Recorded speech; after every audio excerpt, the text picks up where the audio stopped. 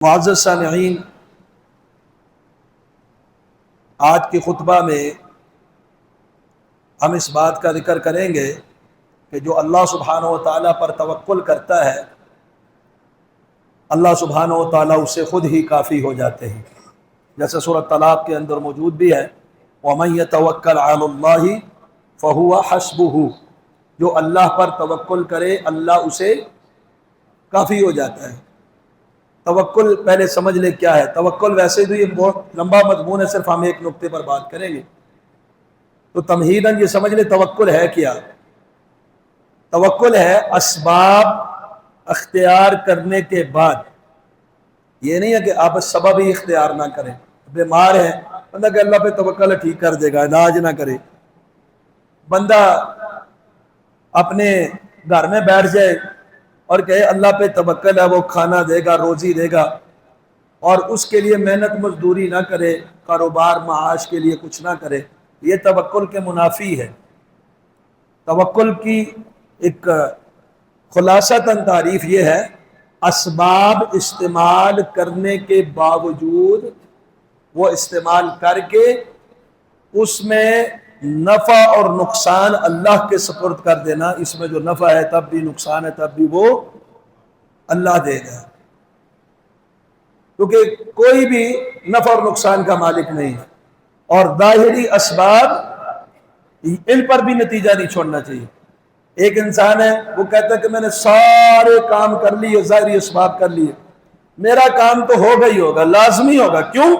میں نے کام جو سارے کر لیے، میں نے اسباب ظاہری سارے اختیار کر لیے، میرے پاس اسباب ہیں، طاقت ہے، پیسہ ہے، قوت ہے، لہذا میرا کام ہو جائے گا۔ ایسا نہیں۔ اب ایک آدمی ایسا بھی ہے جس کے پاس جدید ٹیکنالوجی بھی ہے، دنیا کی جدید سائنس بھی ہے، اور علاج معالجے کے لیے مالی قوت بھی ہے، اپروچ بھی ہے، دور کا وہ رسائی اس کی بڑے بڑے ڈاکٹر تک ہے، لیکن بیماری ٹھیک نہیں ہو رہی۔ سب کچھ ہونے کے باوجود کچھ چیزیں نہیں کھا سکتا۔ تو بہرحال سبب کو اختیار نہ کرنا بھی توکل کے منافی ہے، سبب کے اوپر پورا اعتماد کر لینا بھی توکل کے منافی ہے۔ اسباب اختیار کرے اور نتیجہ کس پہ چھوڑنا ہے؟ اللہ پہ، کہ نفع اس میں جو دے گا وہ اللہ دے گا، اگر نقصان ہے تو اللہ کی طرف سے۔ اور اللہ پر مکمل بھروسہ، تفویض، اپنے آپ کو سپرد کر دینا، نتیجے کو اللہ کے سپرد کر دینا، یہ توکل ہے۔ اور یہ بڑا اہم ہے۔ سیدنا عبداللہ بن عباس رضی اللہ تعالیٰ عنہ فرماتے ہیں، جامع صحیح البخاری میں حدیث نمبر 5705 ہے، کہ نبی کریم صلی اللہ علیہ وسلم نے فرمایا عرضت علی الامم، مجھ پر امتیں پیش کی گئی۔ کچھ نبی ایسے تھے جن کے ساتھ ایک آدمی، کچھ انبیاء ایسے جن کے ساتھ 2 آدمی، کچھ انبیاء کے ساتھ ایک گروہ، کچھ کے ساتھ کوئی بھی نہیں۔ تو اچانک ایک بڑا گروہ، یہ بڑی معروف حدیث ہے، آپ نے کئی بار سنی ہوئی ہے، ایک گروہ آئے گا، میں کہوں گا یہ میری امت ہے، تو کہا جائے گا نہیں، ھذا موسیٰ وقومہ، یہ موسیٰ علیہ السلام اور ان کی قوم ہے۔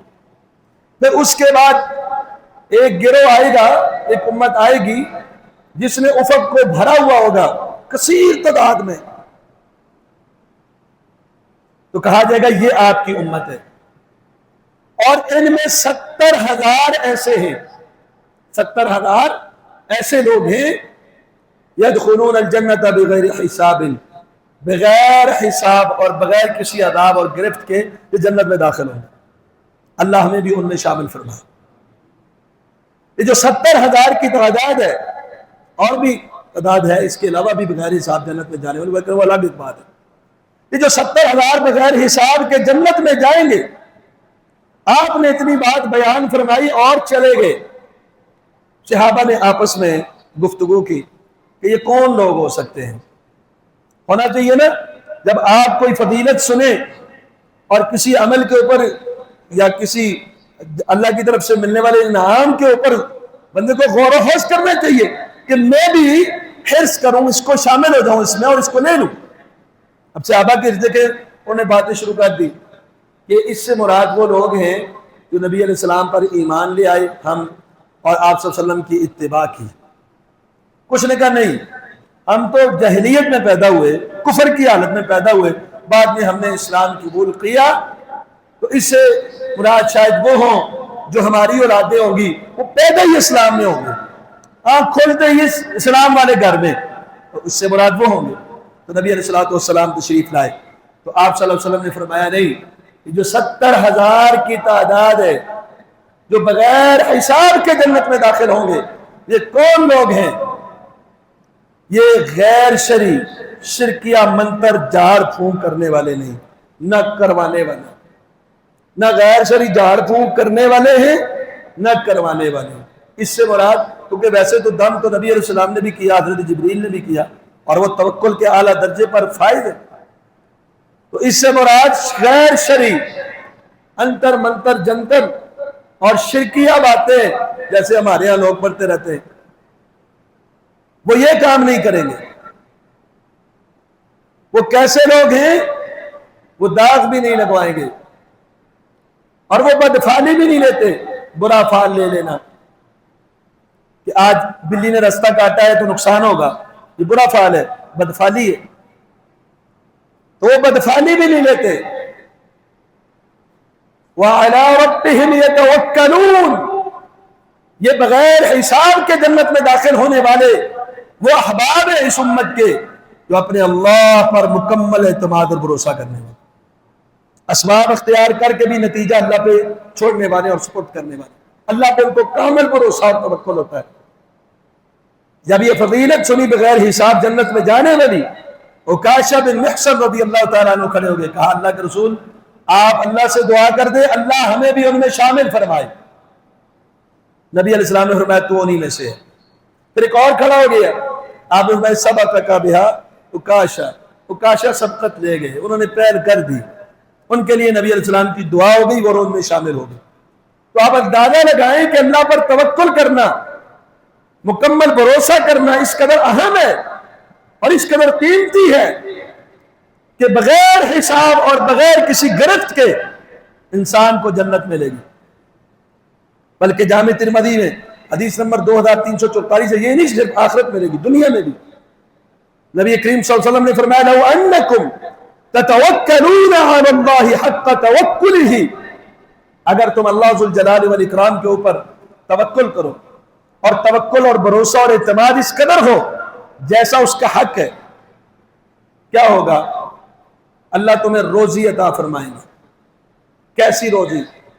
فرمایا جس طرح پرندوں کو روزی دی جاتی ہے، تغدو خماسا وتروح بطانا، صبح جب نکلتے ہیں پرندوں کا جھنڈ اڑتا ہے، خالی پیٹ ہوتا ہے، اور ان کے سامنے کوئی ان کی مارکیٹ نہیں، کوئی ان کی دکان نہیں، کوئی ان کا سودا سلف نہیں کہ بیچ کے کوئی خوراک خریدیں گے. لیکن جب یہ شام کو لوٹتے ہیں تو اللہ سبحانہ و تعالیٰ ان کے پیٹوں کو بھرا ہوا لٹاتے ہیں. اللہ اس طرح انسانوں کو بھی توکل کی وجہ سے دنیا میں بھی مالا مال کریں گے، لیکن ہونا کامل یقین، توکل، اعتماد اور بھروسہ اور اللہ کے اوپر اپنے آپ کو اللہ پہ سپرد کرنا ہوگا. جامع صحیح البخاری کا ایک واقعہ، اس کی طرف اشارہ کرتا ہوں پھر بات کو آگے چلاتا ہوں. لمبا واقعہ ہے، ہم نے کئی بار سنا ہوگا. اس میں حضرت خبیب رضی اللہ تعالیٰ عنہ ہیں، ان کو قید کر لیا گیا، کفار کی قید میں ہیں سیدنا خبیب رضی اللہ عنہ، اور ایک عورت کا بچہ بھی اندر چلا گیا، ان کے پاس اسطرہ بھی تھا. عورت ڈر گئی کہ یہ قیدی ہے ہمارا اور یہ ان کو بچے کو نقصان نہ پہنچا دے. تو انہوں نے کہا خوف نہ کھا، میں ایسا آدمی نہیں کوئی بچے کو قتل کروں گا. زنجیروں میں جکڑے ہوئے وہ عورت کہہ رہی ہے کہ میں نے خبیب رضی اللہ عنہ سے بڑھ کر کوئی قیدی بہترین نہیں دیکھا. جب مکے کے گرد و نواح میں اس طرح کا کوئی پھل موجود نہیں تھا، یہ قید خانے میں زنجیروں اور بیڑیوں میں جکڑے ہوئے ہیں اور ان کے پاس تازہ انگور پڑے. یہ اللہ پر اعتماد، توکل اور بھروسہ تھا. اللہ نے قید خانے کے اندر روزی پہنچائی. جامع صحیح بخاری کا یہ بات ہے. تو بہرحال اللہ سبحانہ و تعالیٰ نے فرمایا وَمَن يَتَوَكَّلْ عَلَى اللَّهِ، اور جو کوئی اللہ پر توکل کرے فَهُوَ حَسْبُهُ، اللہ اسے کافی ہو جاتا ہے، اسے کسی لجپال کی ضرورت نہیں. اسے کون کافی ہوتا ہے؟ اللہ. سورۃ توبہ کی آخری آیت آپ نے پڑھی ہے، فَإِن تَوَلَّوْا فَقُلْ حَسْبِيَ اللَّهُ۔ اللہ اپنے پیغمبر کو کیا کہہ رہے ہیں؟ آپ کیا کریں؟ آپ کہیں حسبی اللہ، اللہ مجھے کافی ہے، علیہ توکلت، میں اس پر توکل کرتا ہوں، وَهُوَ رَبُّ الْعَرْشِ الْعَظِيمِ۔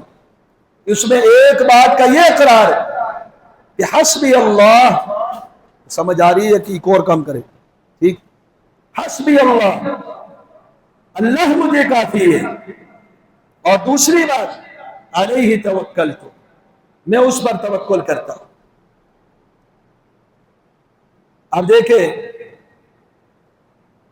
کہ جب ظاہری اسباب اختیار کرنے کے باوجود، کیونکہ توکل یہ نہیں ہے کہ آپ ظاہری اسباب اختیار ہی نہ کریں، ظاہری اسباب اختیار کرنے کے باوجود جب اسباب دنیا کے منقطع ہوتے نظر آئے تو کس طرح رسول اللہ صلی اللہ علیہ وسلم نے اللہ پہ توکل بھی کیا اور اللہ ان کے لیے کافی بھی ہوگا۔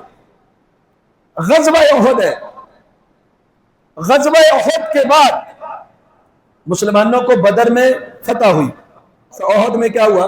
شکست ہوئی۔ غزوہ احد کی شکست کے بعد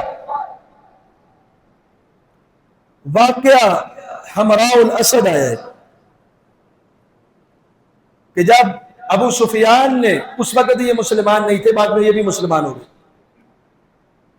مسلمانوں کو احد میں شکست ہوتی ہے، اس کے بعد ابو سفیان نے تجارتی قافلوں کے ذریعے یہ خبر پہنچائی مسلمانوں تک کہ میں پورے لاؤ لشکر کو لے کر پھر سے مدینے کے اوپر حملہ آور ہونے والا ہوں، میں مدینے پہ حملہ کروں گا۔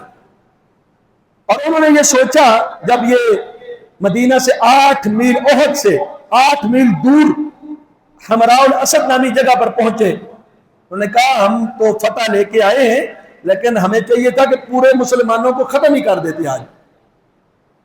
اب انہوں نے پلاننگ بنا دی دوبارہ حملے کی، اور تجارتی قافلے کے ذریعے یہ پیغام بھی پہنچا دیا کہ دوبارہ حملہ آور ہو جاؤں گا۔ آج بھی آپ سنتے ہیں نا، امریکہ کی طرف سے کوئی بات، ایران کی طرف سے کوئی بات، تو پریشان ہو جاتے ہیں، اور وہ رسول اللہ صلی اللہ علیہ وسلم کے صحابہ تھے، کیسے لوگ ہیں، للذین استجابوا، انہوں نے اللہ اور اس کے رسول کی بات کو اس وقت بھی قبول کیا، اذا اصابہم القرح، جب وہ زخمی حالت میں تھے، ابھی یہ احد کے زخم تھے ان پر، یہ زخمی حالت میں تھے، رسول اللہ صلی اللہ علیہ وسلم نے کہا وہ ہم پہ حملہ کیا کریں گے، ہم خود ہی ان کے تعاقب میں نکلتے۔ احد کے وہ مجاہدین صحابہ، آج بعض لوگوں کی زبانیں جو صحابہ احد میں شریک ہوئے ان پر بھی گد گد لمبی ہے، اور اپنے ایمان کی یہ حالت ہے کہ پتہ ہی کچھ نہیں۔ تو یہ احد میں زخم کھانے کے باوجود نبی علیہ السلام کی بات کو مانتے ہوئے، اللہ کی آواز پہ لبیک کہتے ہوئے، دوبارہ تعاقب کرتے ہوئے کفار کا حمراء الاسد کی طرف روانہ ہو جاتے ہیں۔ ام المؤمنین سیدہ عائشہ رضی اللہ عنہ فرماتی ہے، صحیح بخاری میں 4070 نمبر روایت ہے، یہ زخمی حالت میں جو لوگ تعاقب کر رہے تھے صحابہ، احد کی شکست کے بعد حمراء الاسد کی طرف روانہ ہوئے، ان میں زبیر بھی موجود تھے، ان میں ابو بکر صدیق رضی اللہ عنہ بھی موجود تھے، صدیق رضی اللہ عنہ کا گرانہ بھی اس میں موجود تھا۔ تو یہ وہاں اس طرف جب روانہ ہوئے، ان کو بھی خبر ملی کہ مسلمان حملے کے لیے تعاقب کرتے ہوئے مارا گئے، تو انہوں نے بھی ارادہ اپنا ترک کر دیا جنگ بندی کا، جنگ کرنے کا، جنگ بندی کا نہیں، جنگ کرنے کا، اور پھر وہ واپس پلٹ گئی، چلو جی آئندہ سال جو ہے وہ دوبارہ ہم مدینے پہ حملہ کرتے ہیں، ابھی فی الحال ہم حملہ نہیں کرتے۔ تو اللہ سبحانہ وتعالیٰ نے سورہ آل عمران کی آیت نمبر 173 میں فرمایا، آپ توجہ فرمائیے گا، الذین قال لهم الناس، جب لوگوں نے ان سے کہا، ان لوگوں سے، ان الناس قد جمعوا لکم، لوگ تمہارے مقابلے میں جمع ہو گئے ہیں، فاخشوہم، ان سے ڈرو۔ ابو سفیان کثیر تعداد میں اسلحہ سواریوں کے ساتھ ایک پورا ناؤ لشکر تیار کر چکا ہے، اور مدینے پہ دوبارہ حملہ آور ہوگا، تم تو ابھی بھی کمزور ہو، ابھی بھی زخمی ہو، اور تمہارے 70 شہید ہو چکے ہیں، لہذا خوف کھاؤ، ڈرو، کچھ تدبیر کرو۔ اللہ اکبر۔ وہ صحابہ کیسے تھے؟ بجائے ڈر کے کہ حملہ ہونے والا ہے، فزادہم ایمانا، ان کا ایمان اور بڑھ گیا، اور ایمان بڑھ گیا کہ ابھی ہمیں شکست ملی، ابھی ہم زخموں میں ہیں، اگر ہمارے اوپر حملہ کے لیے لوگ جمع ہو چکے ہیں تو ہم بھی انشاءاللہ اللہ کی راہ میں جان دینے کے لیے تیار ہیں۔ اور انہوں نے اس وقت کیا کہا؟ یہ توکل ہے، حسبنا اللہ ونعم الوکیل، اللہ ہمیں کافی ہے اور وہی ہمارا کارساز ہے۔ حبر الامہ سیدنا عبداللہ بن عباس رضی اللہ عنہ نے فرمایا، جامع صحیح بخاری میں حدیث نمبر 4563، فرماتے جب سیدنا ابراہیم علیہ السلام کو آگ کے اندر ڈالا گیا، اس وقت ابراہیم علیہ السلام نے کہا حسبنا اللہ حسبی اللہ ونعم الوکیل۔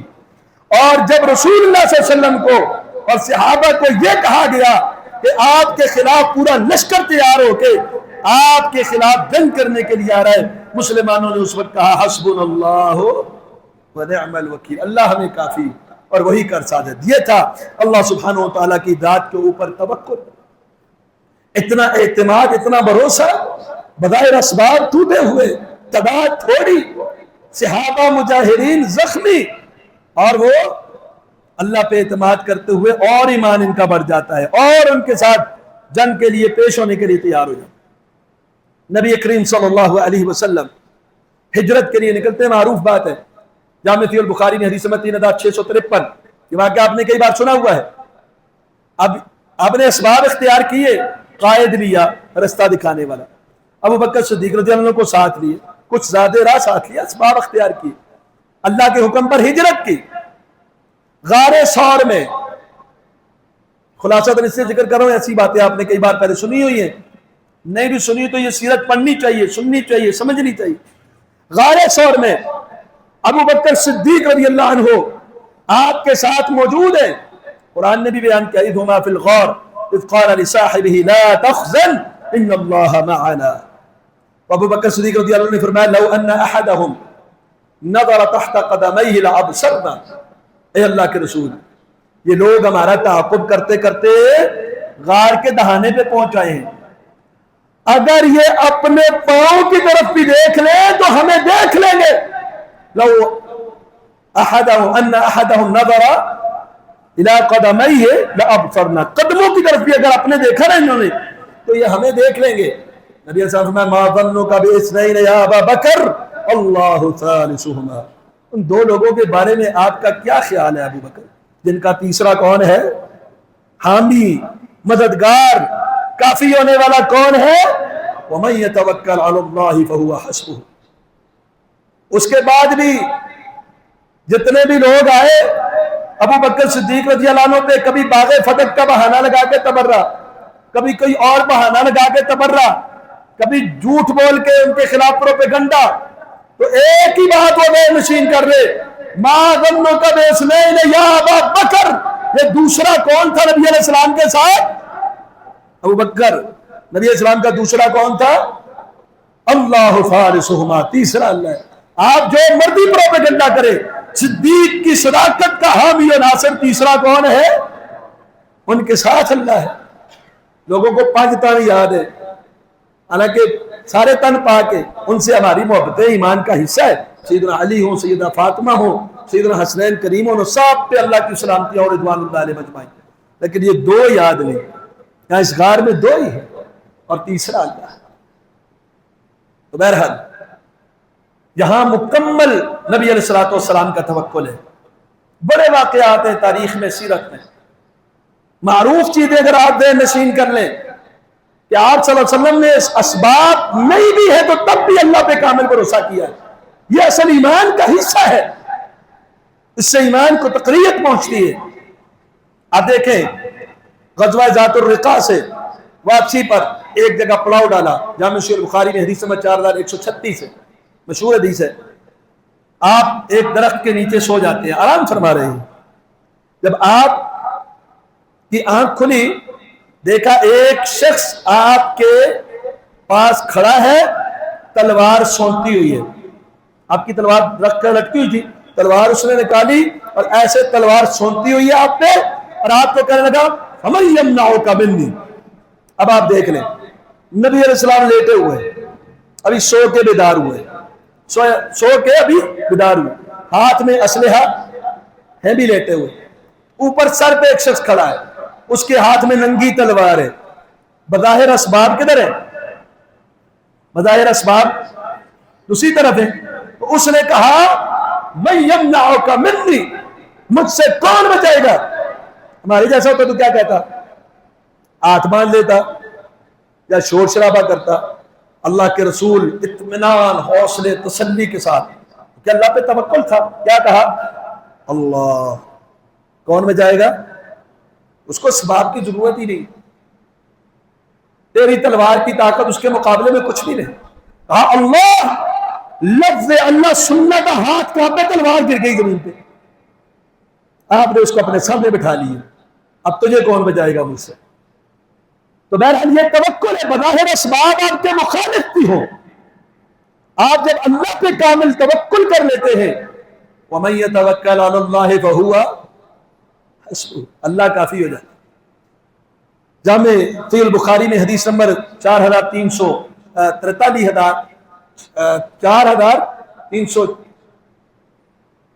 یا اس طرح کچھ نمبر ہے، بہرحال کتاب المغازی کے اندر یہ روایت موجود ہے۔ سیف البحر کے نام سے ایک غزوہ ہے، ابو عبیدہ بن جرح رضی اللہ تعالی عنہ، حدیث کا نمبر ہے 4360 جامع صحیح البخاری میں۔ ابو عبیدہ بن جرح رضی اللہ عنہ ان کے امیر ہیں غزوہ سیف البحر میں، یہ مدینہ سے روانہ ہو چکے ہیں، اب ان کے پاس اسباب تھے ختم ہو گئے، کھانا ختم ہو گیا لشکر سے، حتیٰ کہ نوبت جہاں تک آ گئی سارے لشکر سے 300 آدمی تھے، یہ 300 آدمی، سارے لشکر سے کھجوریں جمع کی گئی، ایک دو تھیلے بنے، دو دو کھجوریں سب کو بانٹ دی جاتی، اب 300 آدمی ہیں، دو دو کھجوریں، سفر بھی ہے، جہاد کے لیے نکلے ہوئے ہیں، اب اندازہ لگا 2 کھجوروں پہ گزارا ہوتا ہے؟ اللہ معاف کرے، ہمارے یہاں تو کوئی جلسہ پروگرام کانفرنس وہ مسجد میں کوئی درس وغیرہ ہو تو 2-3 پراتے کھانے کے بعد ہی بندہ کہتا ہے چاول ختم ہو گئے، مجھے ملے ہی نہیں، 2-3 دن بعد لے کے بھی کہتا ہے مجھے کچھ نہیں ملا۔ یہ غزوے میں 2 کھجوریں لے رہے ہیں۔ پھر کیا ہوا؟ نوبت جہاں تک آ گئی، ایک ایک کھجور، ایک ایک آدمی کو ایک ایک کھجور مل رہی ہے۔ کہا کہ ایک ایک کھجور پہ آپ کا گزارا ہو جاتا تھا؟ انہوں نے کہا گزارے کی بات کرتے ہو، جب یہ ایک کھجور بھی ختم ہو گئی تب ہمیں اس ایک کھجور کی قدر آئی، وہ ایک ایک کھجور بھی ختم ہو گئی، حتیٰ کہ کیفیت یہ بنی، اور ان لوگوں کے لیے بھی یہاں لمحہ فکری ہے جو صحابہ کے اوپر تبرہ کرتے ہیں، ایسے حالات میں انہوں نے اسلام کی خدمت کی ہے، درختوں کے پتوں کو پانی میں بھگو کر انہوں نے کھایا ہے۔ پھر لشکر کے جو ان کی سواریاں تھی، بھوک ہے، انہوں نے ایسے کیا کہ اونٹ اپنے ذبح کرنے شروع کر دی، ایک اونٹ ذبح کیا، جب وہ ختم ہو گیا دوسرا اونٹ ذبح کیا، ختم ہو گیا پھر اونٹ ذبح کیا۔ اب ابو عبیدہ بن جرح جو امیر ہے لشکر کے، انہوں نے کہا اب کوئی اونٹ ذبح نہیں کرے گا، ہماری سواریاں ہی ختم ہو جائیں گی، ہمارے جو سفر جس مقصد کے لیے آئے وہی ختم ہو جائے گا، اونٹ ذبح نہیں کرنے۔ اب کھجوریں پاس تھی ختم، سواریاں بھی کچھ ذبح کر لی، اب وہ بھی ختم، اب کچھ بھی نہیں ہے، لیکن یہ واپس پلٹنے والے کیوں نہیں واپس پلٹے؟ اللہ پہ توکل تھا، اعتماد تھا، بھروسہ تھا کہ جس پیغمبر نے بھیجا ہے اور جس اللہ کی راہ میں نکلے ہیں وہ اللہ ہمیں ضائع نہیں کرے گا۔ کہتے جب ساحل سمندر پر پہنچے اللہ نے ایک مچھلی کو باہر پھینک دیا، کیسی مچھلی تھی وہ؟ امبر نام تھا اس کا، پہلے اس مچھلی کے بارے میں سن لے وہ کتنی کو ہوگی۔ اس کی پسلی جو کانٹا ہوتا ہے نا، یہ پسلی والے کانٹا ہوتا ہے مچھلی کا، اس پسلی والے اس کانٹے کو جب یوں کر کے کھڑا کیا گیا، اونٹ پر ایک آدمی کو بٹھا کے اس کے نیچے سے گزارا، وہ گزر گیا اور اس کے ساتھ ٹچ نہیں ہوا، اتنا لمبا اوپر سے کانٹا اس کا جا رہا ہے پسلی کا۔ ایک مہینہ پورے لشکر نے اس مچھلی کا گوشت کھایا ہے اور رسول اللہ صلی اللہ علیہ وسلم کے لیے ساتھ مدینے میں لے کر بھی آئے. تو اللہ سبحانہ و تعالیٰ نے اس وقت ان کے لیے کھانے کا اتنا بہترین، اتنی بڑی مچھلی کہ 300 آدمیوں کا لشکر اسے ایک مہینے تک ساحل سمندر پر رہے، 15 دن، اس کے بعد بھی آگے سفر میں رہے، مدینہ پہنچ کے بھی ان کے پاس سٹور کیا ہوا گوشت موجود ہے. 300 مجاہدین لشکر کے وہ گوشت کھا رہے ہیں مچھلی کا.